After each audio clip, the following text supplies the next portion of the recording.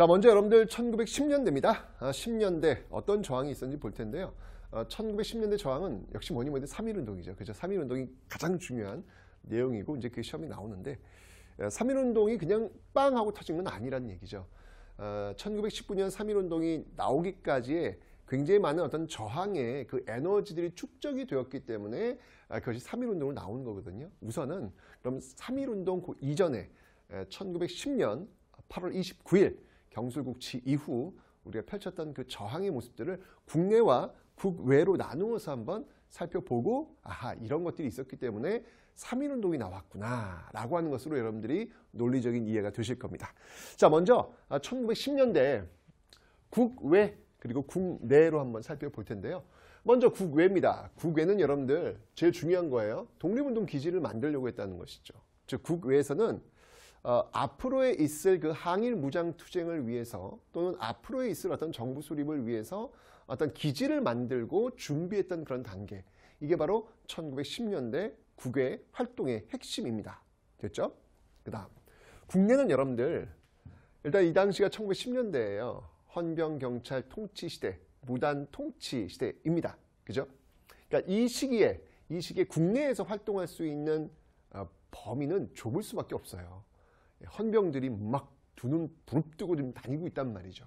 그래서 국내에서는 비밀 결사 형태로 활동을 하고 있다라는 겁니다. 자, 정리해 주세요. 국내에서는 비밀 결사, 그리고 국외에서는 독립운동 기지. 이게 이제 1910년대, 즉 3.1운동이 일어나기 전까지의 활동 내용입니다. 이게 두 축이에요. 자, 그럼 지금부터 살을 한번 붙여보도록 하겠습니다. 먼저 국외 독립운동 기지부터 한번 좀 살펴보도록 하죠. 자, 일단 여러분들 지역들을 한번 좀 표시할 텐데, 자, 이쪽 지역 하나, 둘, 셋, 네 개가 있어요. 예, 국외에서 여러분들 좀 기억해야 될 것, 5개까지 있겠다. 여기까지 이렇게 한번 볼게요. 이렇게 해서 하나, 둘, 넷, 여기까지 5개가 있겠네요. 하나, 둘, 셋, 넷, 다섯 이렇게 한번 살펴볼게요. 자, 먼저 이쪽 지역입니다. 옛날 고구려 땅이었고 만주 지역이라고 하죠. 근데 이 지역을 또 다른 말로 뭐라고 하냐면 간도라고도 합니다. 간도. 우리 앞에서 배웠죠, 여러분들. 조선 후기 숙종 때 그 백두산 정계비 이야기하면서 간도 이야기를 했던 거 기억나시죠? 네. 자, 그 간도를 그러니까 만주 안에 간도가 있다고 보시면 되는 거예요. 근데 그 간도를 좀 동서남북 위치로 좀 구분해 본다면, 자, 여기를 우리는 서쪽에 있다라고 해서 서간도라고 하고요. 이쪽은 좀 위쪽에 있어요. 그래서 이쪽을 우리는 북간도다라고 이야기합니다. 그래서 서간도 지역과 북간도로 나누어서, 물론 이 두 지역은 다 만주에 들어오는 거예요. 만주를 좀 더 쪼개가지고 그 안에 있는 간도를 위치적으로 서간도와 북간도로 한번 나누어서 한번 보자는 얘기예요. 왜냐하면 이 서간도와 북간도 지역에 우리 조선 사람들, 즉 한국인들이 굉장히 많이 들어가서 살고 있었기 때문에 그들이 독립운동 기지를 건설했기 때문에 우리가 지금 살펴볼 필요가 있다는 겁니다. 아셨죠, 여러분들? 좋습니다. 자, 먼저 국외 독립운동 기지를 한번 볼 텐데요. 서간도 지역부터 한번 볼게요. 기본적으로 이 기지에서 여러분들이 잊지 마실 건 뭐냐면 최종적 목표는 군인들의 양성입니다. 군대 양성입니다. 왜? 이후에 일제와 맞서 싸워야 된단 말이에요. 그럼 뭐가 필요해요? 군인들이 필요하겠죠. 그걸 목표로 해서 어떤 것들이 만들어질까? 자, 군인들이 만들어지려면 여러분들 뭐가 필요하죠? 학교가 필요할 겁니다. 그죠? 네. 그럼 학교가 있어야 되겠고, 근데 학교 그냥 세워지는 건가? 그런 학교를 세우기 위해서 뭔가 후원하는 단체가 있어야 될 거 아니에요. 그죠? 좋습니다. 자, 이 지역들을 여러분들이 공부하실 때는 이렇게 순서대로 한번 가봅시다. 먼저 후원단체가 무엇인지 살펴보기, 그 후원단체에 의해서 만들어진 학교가 무엇인지 살펴보기, 그 학교를 통해서 만들어진 군대가 무엇인지 살펴보기. 이렇게 후원단체, 학교, 그리고 군대 모습, 이렇게 여러분들이 흐름을 잡아보시면 되겠습니다. 됐죠? 자, 그럼 한번 볼게요. 자, 서간도 지역입니다.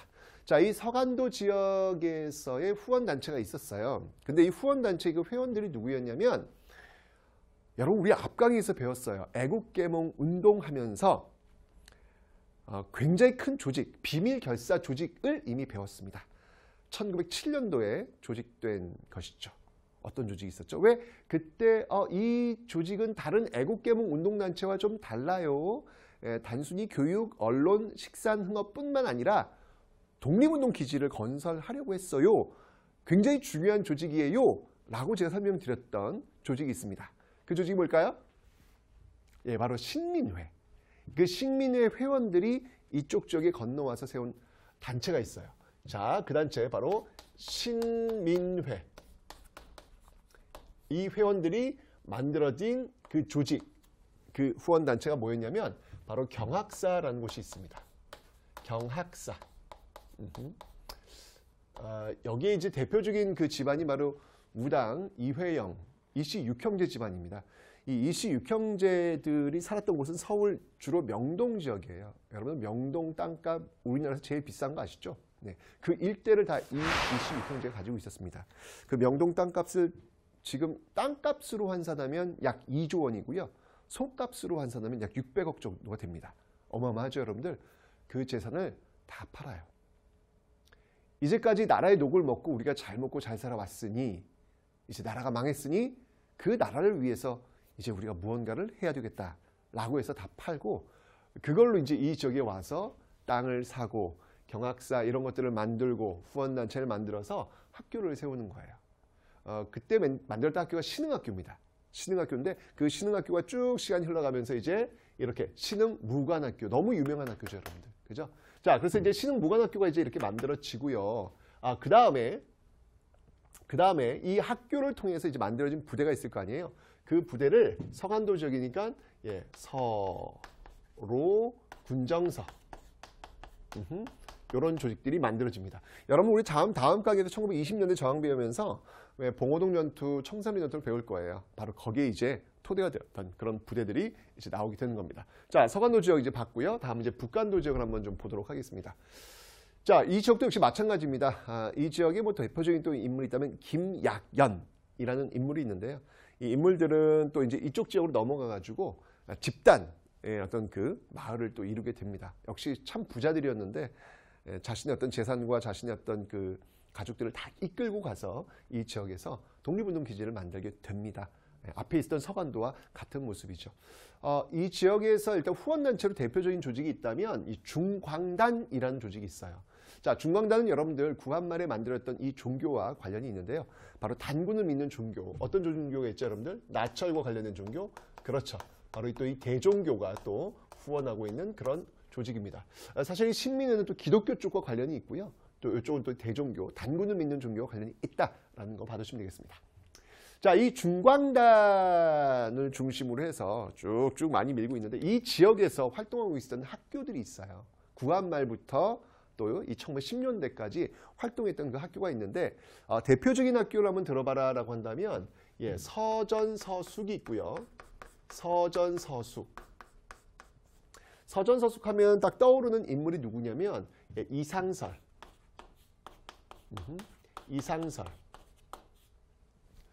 이상설, 이준, 이휘종 들어보셨죠, 여러분들? 네, 바로 구한말 헤이그 특사 중에 한 명이었잖아요. 또 이렇게 이쪽에 와가지고 또 교육 사업을 지금 하고 있었네요. 서전서숙이 있고요. 이 서전서숙의 맥을 이어서 만들어진 학교가 있으니 예, 그 학교가 바로 예, 명동학교라는 겁니다. 명동학교라는 겁니다. 이 명동학교 같은 경우에는 말 그대로 이름 자체에서 동쪽 식민지 우리나라를 밝히기 위해서 만든 학교다라는 거예요. 교육과정, 교육 목표가 명확합니다. 1920년대 그 많은 사람들의 눈물을 쏙 빼놨던 그 민족 영화라 볼 수 있죠. 바로 아리랑. 이 아리랑 감독 바로 나운규가 이 명동학교 출신이고요. 그 다음에 너무 유명한 시인이죠. 저항시인. 별 해는 밤 하면 누군가요? 그렇죠. 윤동주. 윤동주 역시 마찬가지로 명동학교 출신입니다. 그러니까 교육은 중요한 거예요, 여러분들. 어떤 교육을 받았느냐에 따라 가지고 어떤 인재가 양성하느냐가 결정된다라고 볼 수도 있거든요. 명동학교는 왜 교육이 중요한지, 왜 학교가 중요한지, 이 학교와 이 교육은 어떤 의식을 담고 있어야 되는지를 아주 극명하게 보여주는 그런 근거가 아닐까라는 생각이 듭니다. 자, 자, 바로 명동학교가 바로 이 북간도 지역에 있었고요. 왜 그럼 여러분들 왜 윤동주의 그 별에는 밤인가요? 서신가요? 제가 정확히 모르겠는데 왜 북간도에 그리운 어머니가 계시다라는 그런 시가 있어요. 그죠? 왜냐하면 그곳이 바로 이 윤동주가 태어난 곳이기 때문에 그렇습니다. 바로 이곳입니다. 네. 자, 이렇게 서전서숙 명동학교 이런 어떤 그 학교들을 통해서 이제 또 만들어진 또 부대가 있겠죠. 자, 어떤 부대가 있냐면요. 네, 바로 이 부대는 좀 중요해요. 좀 기억하셔야 되겠습니다. 바로 북로군정서. 북로군정서. 그 다음이 대한독립군. 대한독립군. 이런 부대들이 여기서 많이 만들어져요. 와우. 북로군정서 하면 이제 1920년대 배우실 텐데 바로 이 청산리 전투의 주력 부대. 청산리 전투의 주력 부대가 바로 이 북로군정서군이었고요. 바로 이 대한독립군은 바로 봉오동 전투의 주력군이었다. 물론 이제 봉오동, 청산리 다 이 두 부대가 함께 활동하지만 주력 부대를 한번 제가 설명해 드리면 이렇습니다. 이거 와 1910년대 이게 준비하고 있는 모습들이 진짜 남다르네요. 그죠? 이런 모습들이 있었기 때문에 1920년대 바로 그 항일 무장투쟁의 그 총성을 쏘아낼 수가 있었던 것입니다. 됐죠? 자, 북한도 한번 살펴봤고요. 자, 이번엔 여러분들 요 옆쪽으로 와서 러시아령 바로 연해주를 한번 가보도록 하겠습니다. 자, 이 연해주에는요 역시 마찬가지로 굉장히 많은 그 한국인들이 건너가서 마을을 짓고 있었어요. 그래서 그 마을 이름 자체도 신한촌. 여러분들 이 신한촌이다라는 이름만 나오면 이건 무조건 연해주, 바로 이 블라디보스토크 이쪽을 떠올리시면 되겠습니다. 자, 이쪽에서 어떤 그 후원단체라든지 어떤 그 자치 조직이 있다면 대표적인 조직으로 본다면 바로 권업회. 권업회. 말 그대로 권하는 것이죠. 서로 이렇게 일을 권하는 어떤 그런 모습들. 또 여기서 이제 발행했던 권업신문. 이런 것들이 있는데, 이런 권업회나 이런 권업신문과 관련된 대표적인 인물이 누구냐면, 바로 최재형이라는 인물이 있습니다. 최재형이라는 인물이 있겠습니다. 이 최재형. 여러분 참 이름이 좀 생소하시지만 여러분들 그 앞에 왜 1909년에 왜 안중근 의사가 일도를 빵 총 쏘잖아요. 궁금하지 않아요? 안중근 의사가 총을 쏠 수 있도록 비용이며 뭐 어떤 뭐 숙식이며 이런 것들을 후원해준 누군가가 있을 거라고요. 그죠? 그 인물이 바로 이 최재형 선생입니다. 그런 과정 속에서 이제 만들어졌던 그 본부가 있다면 이게 바로 대한광복군 정부. 어찌 본다면 우리나라 역사상 최초의 임시정부가 아닐까? 라는 생각이 들 정도로 굉장히 먼저 만들었던 어떤 그 정부의 어떤 성격을 띠고 있는데 금방 오래는 못 가요. 어쨌건 이 대한광복군 정부를 이끌었던 뭐 정통령, 부통령 이런 식이 있는데요. 이상설, 이동휘 이런 분인데 여기 또 다시 한번 이상설이라는 분이 지금 등장을 하고 있습니다. 이분 지금 북간도에서도 있었다가 지금 연해주에 왔다가 진짜 막 헤이그에도 갔다가 막 여기저기 지금 막 와 대단하신 분입니다. 그죠? 기억하시면 되고요. 나중에 여러분 여기서 이제 만들었던 이 정부의 어떤 성격을 띠고 있는 또 다른 조직이 있었어요. 나중에 또 설명드릴 텐데 그 조직이 바로 대한국민의회. 대한국민의회가 있더라라고 하는 것도 하나 좀 기억해 놓으시면 되겠습니다. 이게 지금 연해주 지역에서 활동하고 있었던 그런 내용들이 되겠습니다. 됐죠?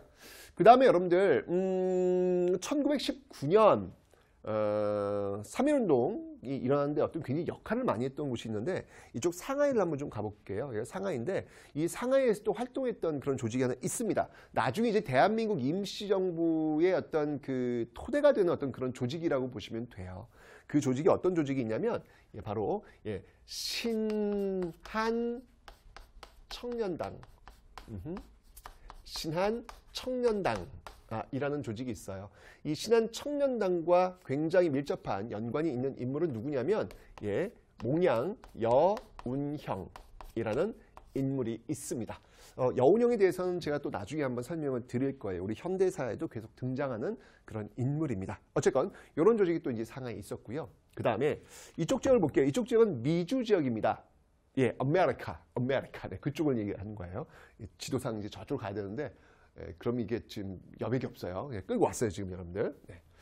자, 이쪽 지역은요, 일단 미주 본토, 미본토 지역을 한번 좀 보도록 하겠습니다. 미본토 지역. 이 지역에서 활동했던 대표적인 조직을 한번 들어봐라 라고 한다면, 이 대한인 국민회라는 조직이 있습니다. 대한인 국민회. 이 대한인 국민회, 뭐 대표적인 인물이 있다면 도산 안창호 선생이 되겠죠. 제가 앞 강의에서 한번 설명을 드렸을 거예요. 과연 안창호 선생님은 재외동포냐, 윤동주는 재외동포냐 이렇게 이야기하면 여러분 갑자기 뜨아해지는 어떤 그런 느낌이 든다 그랬죠. 그 뜨아해지는 느낌을 우리가 좀 고민해 봐야 되지 않겠는가 라는 어떤 그런 말씀을 드렸던 기억이 납니다. 자, 어쨌건 이런 대한인 국민회가 또 활동하고 있었고요. 이분들이 이제 어떤 분들이냐면 앞강에 설명드렸던 왜 그 이민 가셨던, 우리가 최초의 공식 이민 가셨던 그분들이 이제 하와이를 통해서 또 이렇게 미 본토로 들어가서 활동하셨던 그런 분들의 어떤 역사거든요. 그 다음에 이제 지금 방금 설명드렸던 그 하와이. 와우. 이 하와이에서는 여러분들, 와우, 대박. 아예 군대를 만들어요. 군대를 만들어. 대박 아닙니까, 여러분들? 그죠? 자, 그 대표적인 군대가 어떤 거였냐면, 대조선 국민군단. 대조선 국민군단. 이 대조선 국민군단과 또 관련이 있는 인물은 누구냐면, 박용만. 박용만. 네. 이분이 되겠습니다. 그래서 이런 어떤 활동들이 지금 활발하게 이루어지고 있었더라. 정말 그 이민자들이 많지 않아요, 여러분들. 만여 명 정도밖에 안 되는데도 불구하고 정말 이 조국 광복이라고 하는 그 꿈을 이루기 위해서 진짜 많은 분들이 활동하셨구나라는 거. 이분들 여러 이야기를 제가 나중에 대한민국 임시정부하면서 독립공채하면서 다시 한번 제가 설명을 드릴 기회가 있을 겁니다. 자, 어쨌건 이렇게 미 본토에서는 이런 활동. 와우, 진짜 여러분들 1910년대 국외에서 이렇게 많은 활동을 하고 있었네요. 그죠? 1919년 3.1운동이라고 하는 게 그냥 빵 하고 터진 게 아니구나라고 하는 것들을 여러분들이 이 많은 활동들을 통해서 기억해 주셨으면 좋겠습니다. 다시 한번 얘기하지만 여러분들 너무 많아요. 너무 많은데 단순히 여러분들 사람들 이름과 단체가 많다고 해서 여러분들이 좀 투정을 부리시는 것보다는 이렇게 많은 분들과 많은 단체가 있었기 때문에 우리의 역사가 자랑스러울 수 있구나. 비굴과 비겁의 역사가 아닌 샛별처럼 빛나는 그런 역사가 될 수 있구나 라는 거 염두에 두시면서 우리 지금 시작하는 겁니다. 이제 시작입니다. 자, 여러분들 이제 국내를 한번 볼게요. 1919년 3.1운동 이전에 또 국내에서는 어떤 활동을 하고 있었을까. 헌병경찰, 무단통치 결코 쉽지 않은 그런 환경이었는데 그럼에도 불구하고 또 많은 조직들이 있어요. 일단 우리가 이제 그 앞 강의에서 공부했던 내용들 중에서 1911년 비밀결사 활동하다가 결국은 해산되었던 단체가 있다라고 제가 앞에 설명을 드렸었습니다. 뭐 방금 설명도 했고요. 그 조직이 어떤 조직이죠? 국내에 있었던 대표적인 비밀결사 조직, 구한말에 만들었던 이 조직, 어떤 조직? 네, 그렇죠. 바로 신민회. 신민회 있잖아요. 신민회. 그죠? 이 신민회가 1911년 해산됩니다. 해산됩니다. 자, 이 신민회가 해산되었던 배경이 있습니다. 자, 그 배경은 무엇이었죠?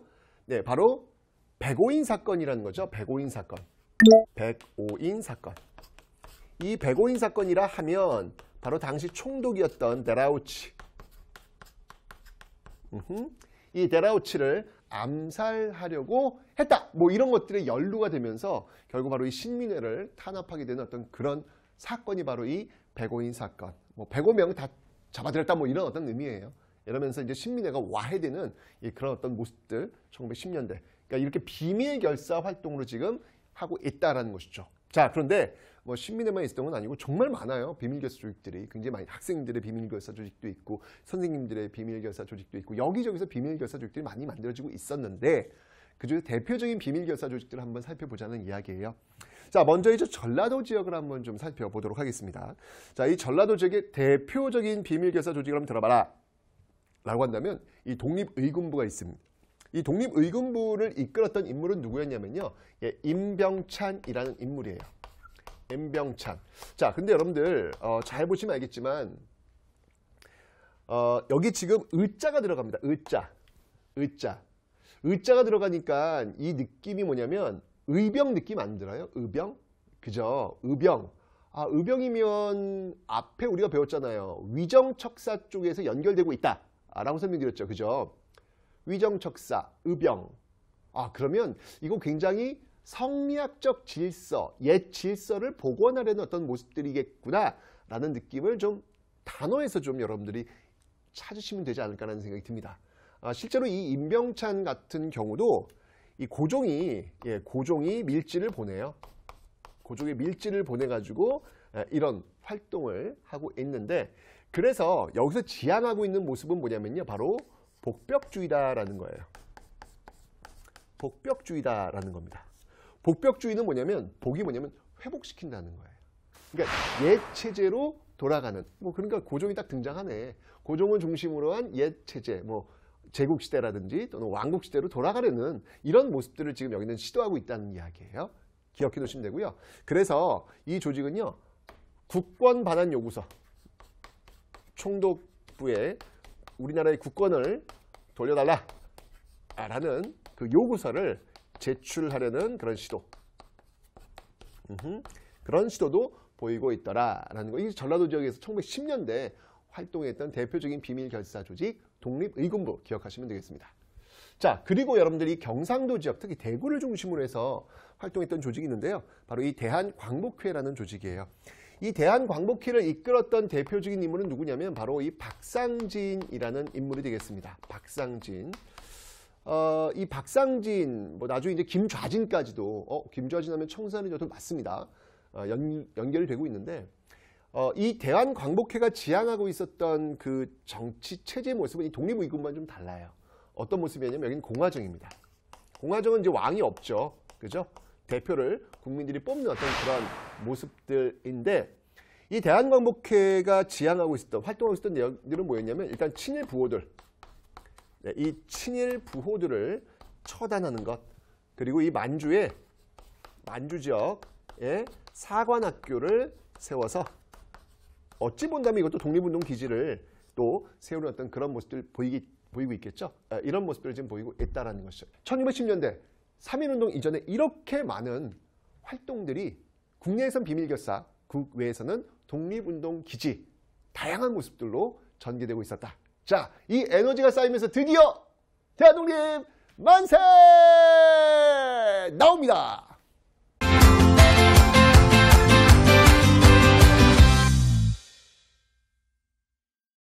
자, 이 3.1운동이 일어나게 된 배경을 한번 국내, 국외로 한번 나눠서 한번 살펴볼 텐데요.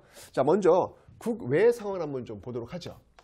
이 당시 여러분들 1914년부터 1918년 동안에 있었던 제1차 세계대전이 끝나요. 이게 끝나고 나서 이제 전후 질서를 어떻게 할 것이냐, 일단 논의가 벌어집니다. 어디에서? 파리에서.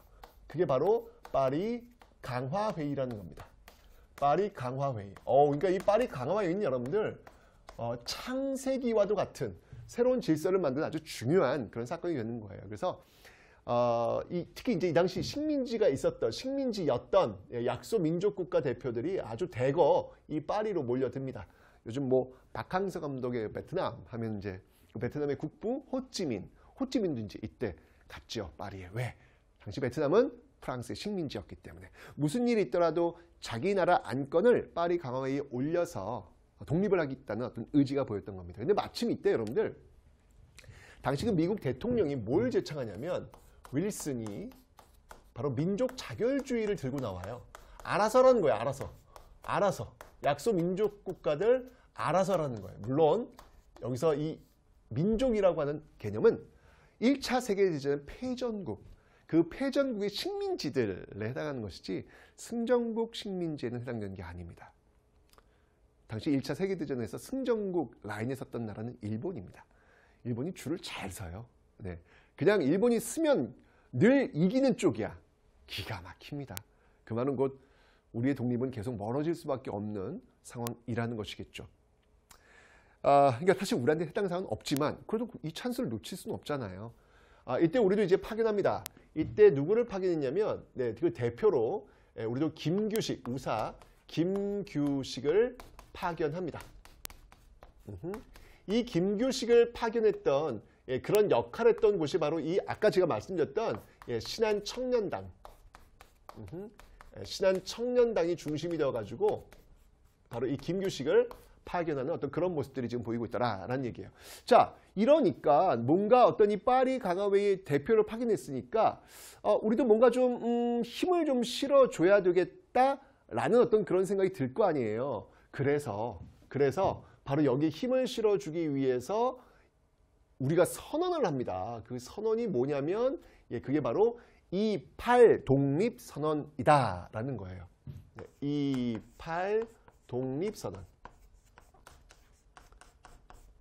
1919년 어디에서? 1919년 어디에서? 바로 도쿄에서, 동경에서. 우와, 도쿄면 여러분들 어디예요? 바로 일본의 중심 도시 아닙니까? 수도 아닙니까? 거기서 유학생들이 중심이 되어가지고 1919년 2월 8일 날 우리 조선의 독립을 선언합니다. 와우. 감동스러운 그런 순간이죠. 그죠? 자, 그런 어떤 그 바람들이 쭉 국내로 밀고 들어옵니다. 그러면서 전개되었던 게 바로 1919년 바로 국내에 있었던 바로 이 3.1운동. 이 3.1운동이 바로 이런 국제적 배경 속에서 나오고 있더라라는 거예요. 자, 이 3.1운동은 여러분들 어떤 사건을 좀 배경으로 출발했냐면 바로 이날이 고종의 인산일. 이 고종의 인산일. 고종의 인산일을 활용합니다. 장례식이란 얘기죠. 원래 여러분들 고종의 장례식은요 3월 3일이에요. 원래 그래서 3월 3일이 월요일입니다. 원래 이제 3월 3일 월요일 날 만세운동을 하기로 했었는데 이게 또 관이 나오는 날 그 앞에서 만세하기가 좀 그랬던 거예요. 그래서 날짜를 하루 땡겨요. 그게 1919년 3월 2일입니다. 근데 그날은 일요일이란 말이에요. 근데 일요일은 또 종교 행사가 있잖아. 그래서 하루를 또 땡겨요. 그래서 1919년 3월 1일 토요일이 이 만세운동이 출발하게 된 그 비하인드 스토리가 있다는 것도 하나 알고 계시면 재밌겠죠. 자, 그래서 3월 1일 날 이 고종의 인산일 때문에 사람들이 많이 몰려왔단 말이죠. 그걸 계기로 해서 이 만세운동이 출발하게 됩니다. 자, 이 민족대표 33인 이들이 이제 중심이 되어가지고 전개했는데 맨 처음에는 여러분들 이게 이제 비폭력으로 출발을 해요. 비폭력으로 출발하는데 이게 너무 심하게 일제가 탄압을 하는 거예요. 막 총칼로 찌르고 베고 쏘고 이런 상황 속에서는 여러분들 그저 비폭력으로만 갈 수는 없잖아요. 자연스럽게 비폭력 시위에서 이 폭력 시위로 전환되는 그런 어떤 모습들이 있으면서 정말 거족적 민족 항쟁. 당시 여러분들 2천만 인구였어요. 근데 그 중에서 200만이 참여했다. 이건 뭐 집집마다 한 명씩 다 나왔다는 이야기예요. 엄청난 그 항쟁. 그러니까 여러분들 우리 역사에 중요하다는 얘기예요. 그 이전까지 전국에서 그 시대의 과제를 해결하고자 이렇게 많은 사람들이 광장으로 나왔던 적이 없어요. 어찌 본다면 처음 있는 일입니다. 그래서 이 처음 있었던 이 사건 이후의 모습은 완전히 달라질 수밖에 없다라는 것이죠. 그래서 제국에서 민국으로 백성에서 시민으로 바뀌게 되는 그런 계기가 3.1운동이다라는 것이죠. 일제도 깜짝 놀랐습니다. 뭐 어마어마한 탄압이 이어지는데 그 중에서 여러분들 꼭 기억하셔야 될 대표적인 탄압. 그 탄압이 뭐냐면 바로 이 제암, 고주리 학살 사건이라는 거예요. 많은 분들이 제암리 학살 사건이라고만 기억하시는데 우리가 조금 더 사건을 좀 명확히 좀 기억할 필요가 있어요. 제암리에 일제 헌병들이 가서 교회당의 사람들 모아놓고 그 교회당의 사람들 모아놓고 그다가 불 지르고 총 쏘고 죽입니다. 만행이 확셀이죠, 여러분들. 그리고 나서 다시 바로 고주리로 그 옆이에요. 그 옆 동네예요. 이동해요. 고주리에서 또 사람들 또 죽여요. 그러니까 이게 제암 고주리 학살 사건이라는 게 조금 더 이 사건을 명확하게 규정할 수 있기 때문에 저는 제암 고주리 학살 사건이라고 말씀을 드리는 겁니다. 많은 분들은 이제 제암리 학살 사건이라고만 알고 계십니다. 어쨌건 이건 말도 할 수 없는 그런 만행을 학살을 저지르고 있는 모습들, 일제의 모습들이었죠. 이런 어떤 과정 속에서 이 3.1운동은요 굉장히 중요한 영향을 미치게 됩니다. 이 3.1운동이 미쳤던 영향을 한번 좀 살펴보도록 할 텐데요. 그중 가장 대표적인 게 바로 그렇죠, 뭐니 해도 이 대한민국 임시정부라고 하는 일단 제일 첫 번째 대한민국이라는 이름을 탄생시켰다는 거. 여러분, 이 대한민국이라는 그 이름, 민국의 탄생, 이 이름이 탄생한 날은요, 언제냐면 1919년 3월 1일 그 다음 달이었던 4월 11일입니다. 두 번째는요, 바로 대한민국 임시정부가 또 출범하게 되었다라는 사실이죠.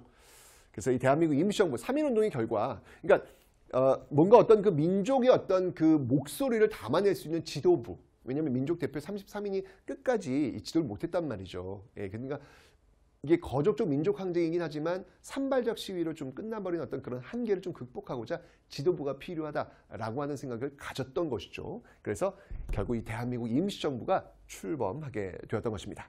자, 이 대한민국 임시정부, 이 대한민국 임시정부는요, 사실은 근데 이게 최초는 아니에요. 이미 제가 앞에서 연해주 지역에서 뭐 대한광복군 정부가 있었습니다. 뭐 이런 거 살짝 언급도 했잖아요. 그죠?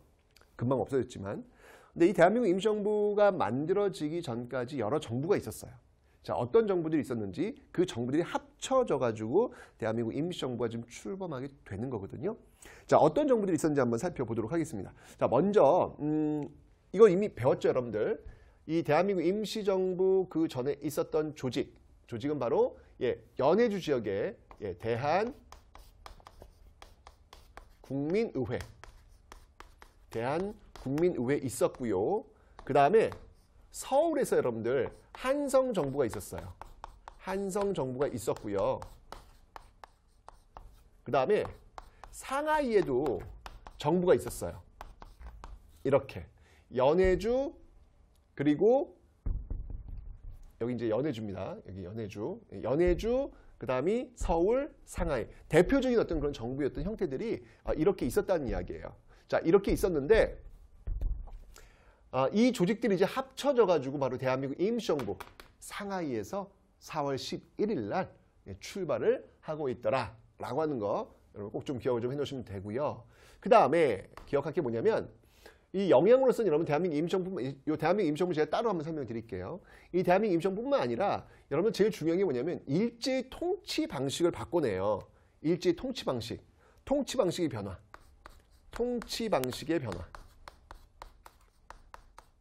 자, 어떻게 바꿔내냐면 바로 우리 집 배웠잖아요. 1910년대 20년 배웠잖아요.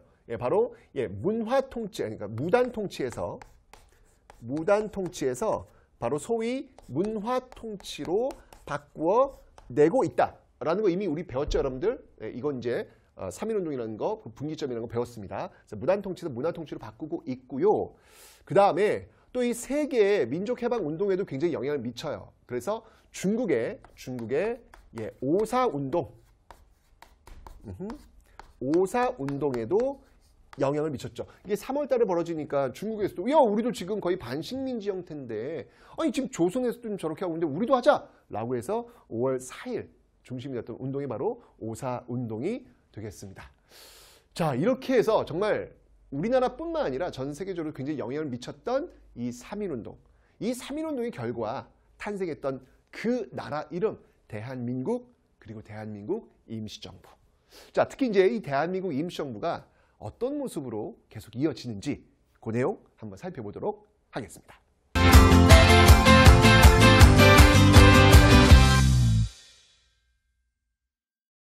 자, 이제 대한민국 임시정부에 대해서 한번 알아볼 텐데 제가 이거는요 아예 그냥 대한민국 임시정부의 역사를 한번 쫙 한번 제가 훑어볼게요. 이번 기회에 나눠서 하면 좀 헷갈리니까 아예 대한민국 임시정부 1919년에 출발했던 1919년 4월 11일 출발했던 이 대한민국 임시정부의 그 모습 1945년 광복될 때까지 그 모습을 한번 관통해서 한번 이번 기회에 한번 정리를 한번 해드리도록 하겠습니다. 자, 먼저 이 대한민국 임시정부의 역사적 의의입니다. 이 역사적 의의는 뭐냐면 바로 이 대한민국 임시정부는요 우리나라 역사상 최초의 삼권 분립,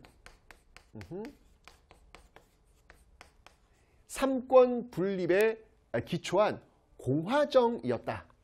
삼권 분립에 기초한 공화정, 최초였던 형태.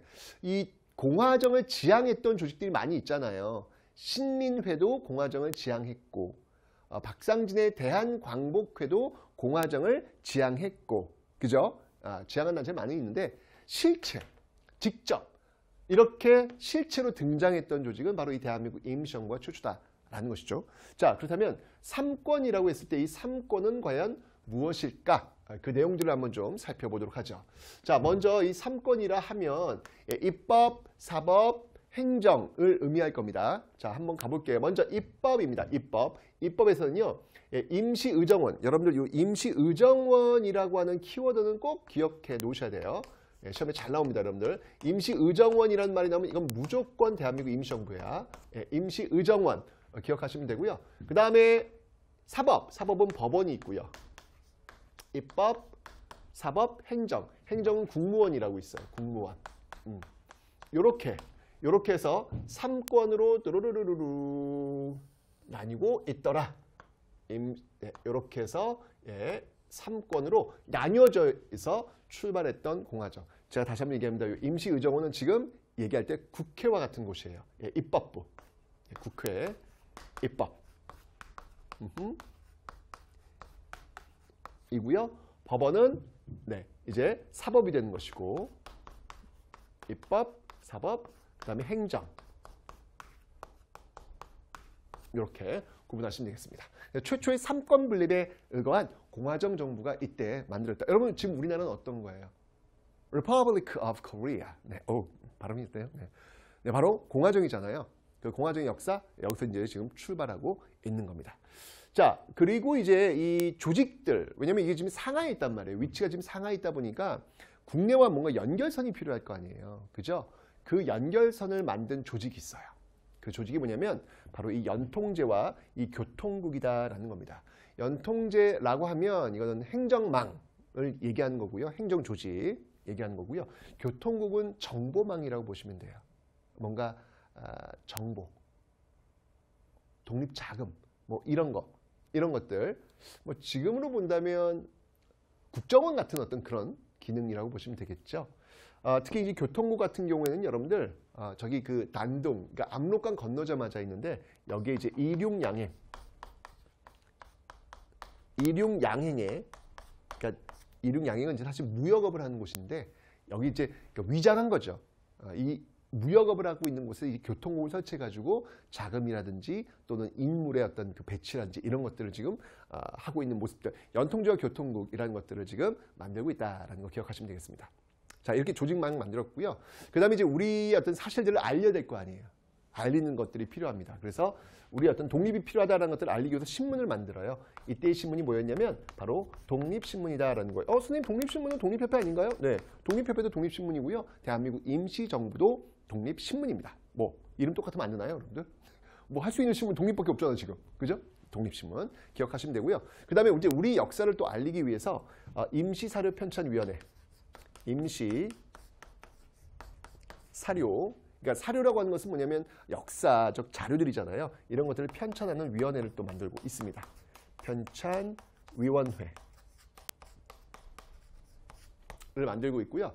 그리고 이제 뭐 유럽이라든지 뭐 미주라든지 어떤 그 외교, 왜냐면 특히 이제 대한민국 임시정부가 이 상하이에 있었던 이유 중에 하나는 뭐냐면 외교를 활동하기가 좀 편해요. 이 상하이가 그 조계지 조차였거든요. 그러니까 치외법권이 적용되는 지역이에요. 그러니까 일본인들이 함부로 들어와서 누군가를 잡아가기가 어렵다는 이야기죠. 예, 그래서 외교 활동하기가 그래도 나름 안전하거든요. 외교 활동을 할 수 있는 어떤 그런 공간이었는데 이런 것들을 이제 좀 이렇게 구현할 수 있는 지역이 또 전 세계에 또 확산이 됩니다. 그 중에 하나가 바로 이제 미국 지역 같은 경우에는 구미위원부 이런 것들을 또 배치하고 있는 모습들이 있더라라는 거죠. 뭐 잘 아시겠지만 이 초대 대통령에는 누구? 네, 바로 이승만. 초대 대통령은 이승만. 초대 대통령에는 이승만 대통령이 당선된다. 그런 거 보니까 여러분들 1948년 대한민국 정부가 수립될 때도 초대 대통령이 이승만이었고요. 그리고 이 임시정부 출범할 때도 초대 대통령은 이승만이었다는 사실. 그러니까 이제 대한민국 헌법을 보시면 여러분들 이 대한민국은 1948년 대한민국은 바로 이 대한민국 임시정부를 계승한다라는 법통을 계승한다라고 하는 그런 헌법 내용이 있죠. 그래서 분리된 역사가 아니라 이렇게 연결되어 있는 역사, 대한민국 임시정부와 지금의 대한민국은 연결되어 있는 역사다. 커넥팅되어 있다라고 하는 것을 여러분들 헌법을 통해서 확인할 수가 있겠습니다. 자, 이렇게 출발했던 이 대한민국 임시정부. 근데 조금 어려움이 좀 많았어요. 일단 기본적으로 이 연통제와 교통국이 어떤 그 조직인데 연통제와 교통국은 거의 뭐 일본에 의해서 거의 와해되다시피 합니다. 가만히 냅두지 않을 거니 일본이 이거 여러분들 가만히 냅두겠어요, 그죠? 와해되다시피 합니다.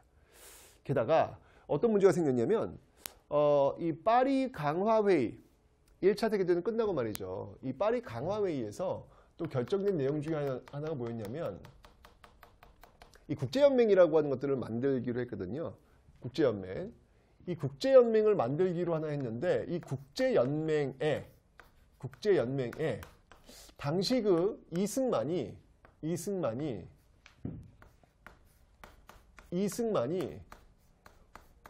이 국제연맹에 청원을 넣어요. 그러니까 우리의 어떤 운명, 이 운명을 이 국제연맹이 좀 해결해달라라는 이 청원을 넣은 사건이 있었어요. 이 사건이 나중에 알려져요.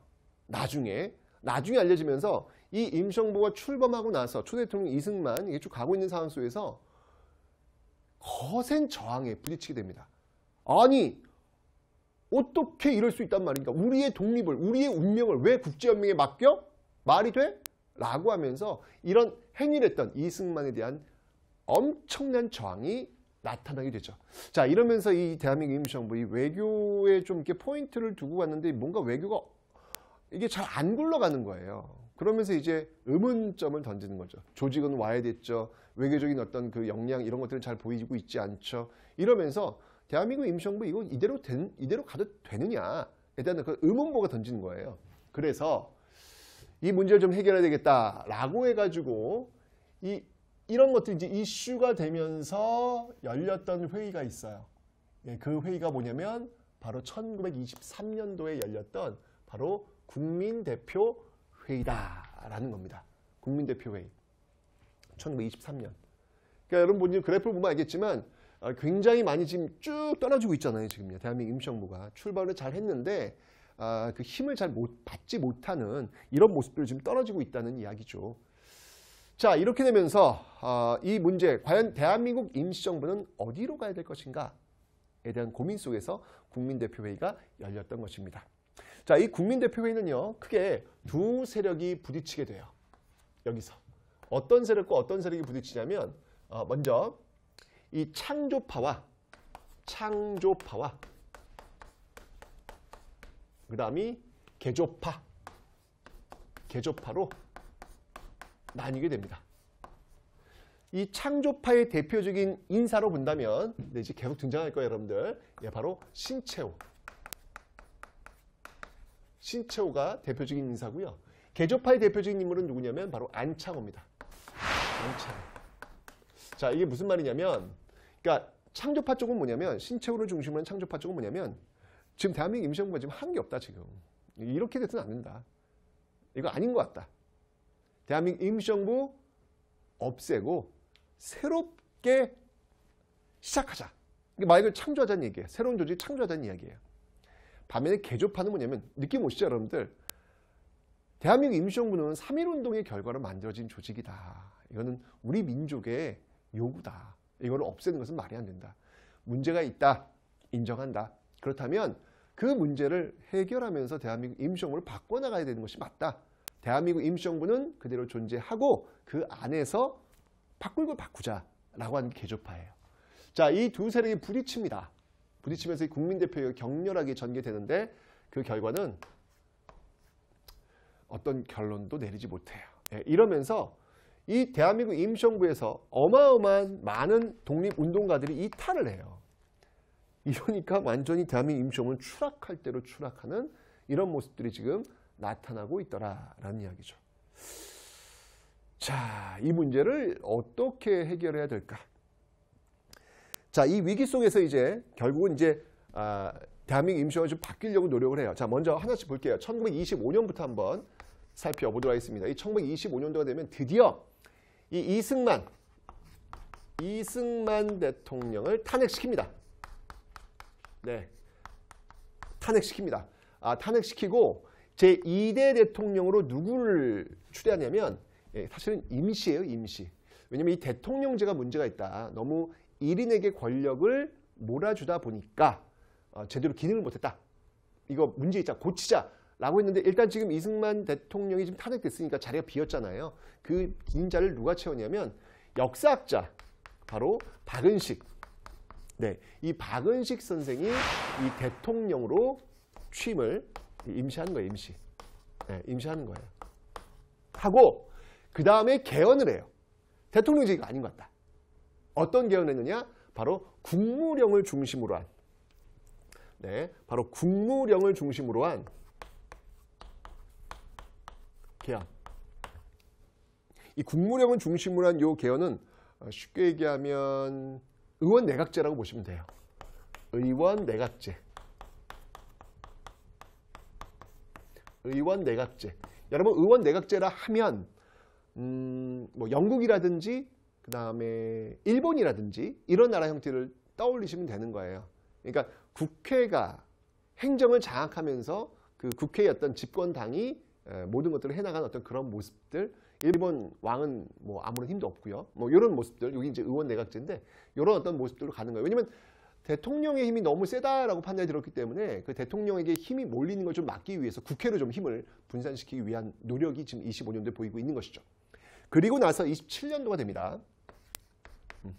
27년도가 되면 이게 지금 사람들이 다 빠져나가요. 진짜 몇 명밖에 안 남아요. 대한민국 임시정부에. 국민대표회의 이후에 이 엄청난 이 위기가 온 거예요. 그래서 이 위기를 어떻게 극복할까? 그럼 남아있는 사람들끼리 같이 가자라고 해서 다시 한번 개헌을 해요. 그 개헌의 내용이 뭐냐면 바로 집단 지도체제. 집단 지도체제의 형태를 띠고 있더라. 여기서 이제 국무위원이라면 지금의 뭐 장관들 얘기하는 거잖아요. 그런 사람들 중심으로 해서 이제 운영되고 있는, 그러니까 쉽게 얘기하면 비상체제다. 굉장히 지금 대한민국 임시정부가 좀 어려운 어떤 그런 처지에 있구나라는 것을 지금 보여주고 있습니다. 그죠? 뭐 아침만 보였던 그런 조직들이 지금 어쨌든 만들어지려고 하는 그런 모습들. 그러다가 도저히 이게 지금 대한민국 임시정부의 어떤 존재는 있느냐라는 이야기를 듣게 되니까 우리 살아있어! 라는 모습을 보여주기 위해서 이때 이제 김구가 만든 조직이 하나 있어요. 그 조직이 뭐냐면 바로 한인애국단이라는 거예요.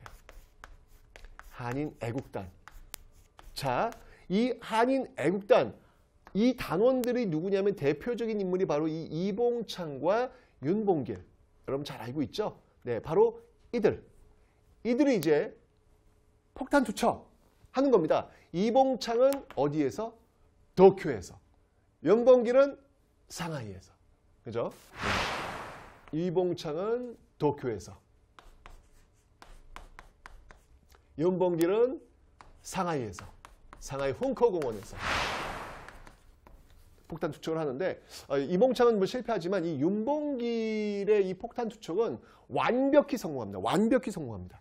완벽히 성공해서 이 윤봉길의 폭탄 투척의 결과 당시 그 중국을 이끌고 있었던 장제스, 이 장개석이 그런 얘기를 하죠. 와우! 중국 100만 대군도 할 수 없는 일을 이 한국 청년 한 명이 해냈다라고 하면서 이 대한민국 임시정부에 대한 전폭적 지지를 하게 됩니다. 이렇게 되면서 중국 국민당 정부가 전폭적인 지원을 하게 되는, 이렇게 되면서 대한민국 임시정부는 다시 기세회생한 거예요. 정말 계속 추락을 거듭했던 이 대한민국 임시정부가 다시 올라올 수 있었던 배경은 바로 이 사건입니다.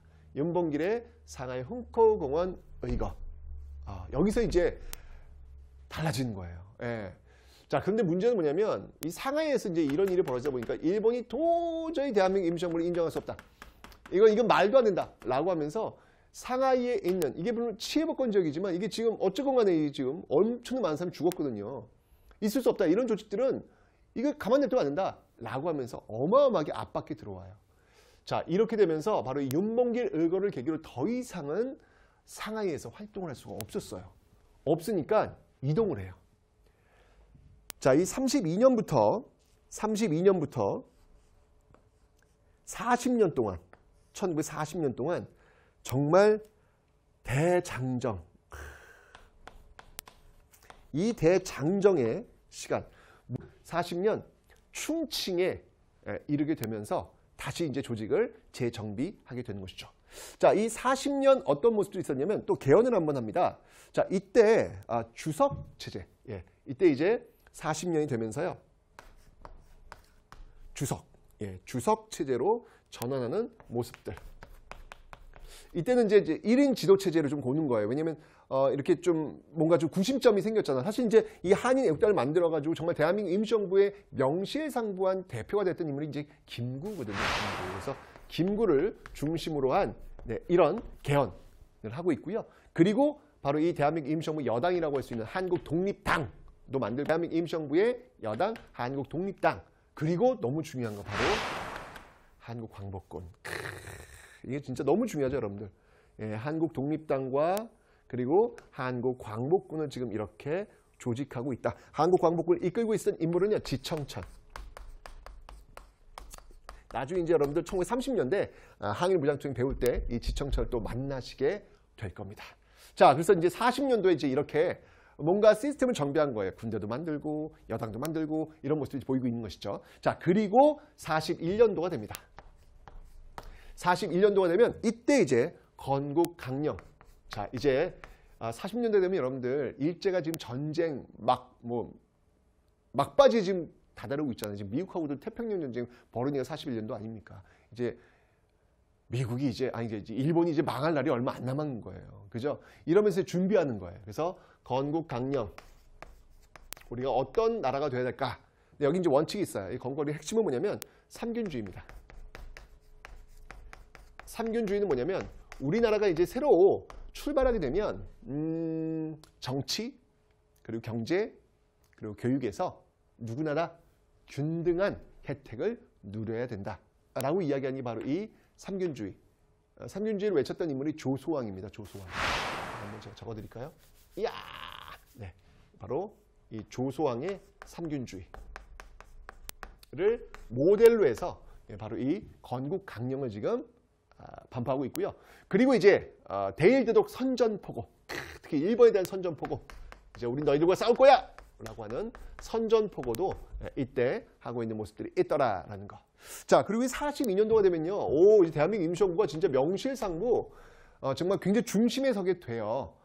당시 그 대한민국 임시정부의 양대 임시정부가 함께 활동했던 또 다른 조직이 하나 있었거든요. 그게 민족혁명당이라는 조직이 있어요. 대한민국 임시정부가 있고 민족혁명당. 사실 이 민족혁명당도 엄청난 조직이에요. 어찌 보면 더 큰 조직이라 볼 수 있어요.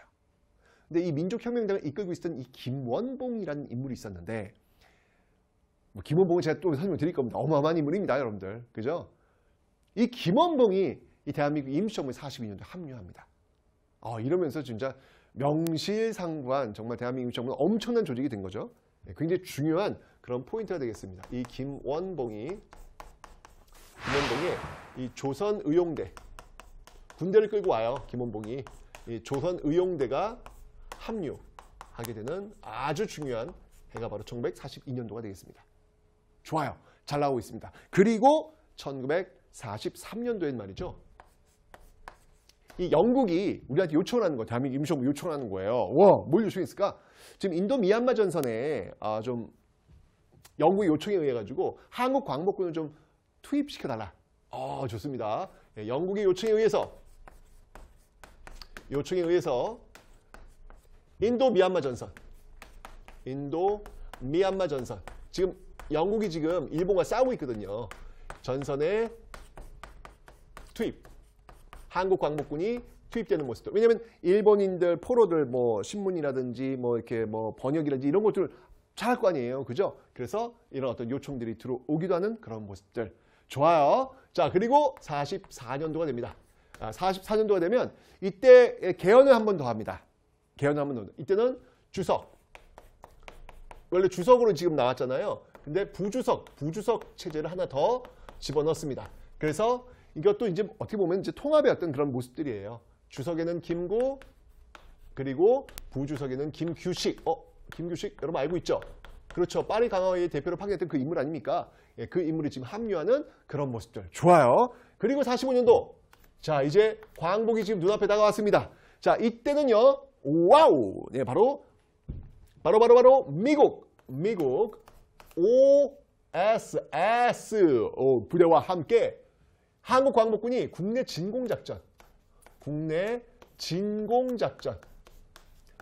진공작전을 계획하는 네, 그런 모습들도 지금 나타나고 있더라라는 얘기입니다. 이러면서 이제 드디어 우리는 광복을 맞이하게 되는 그런 모습들을 지금 보이고 있습니다. 아, 진짜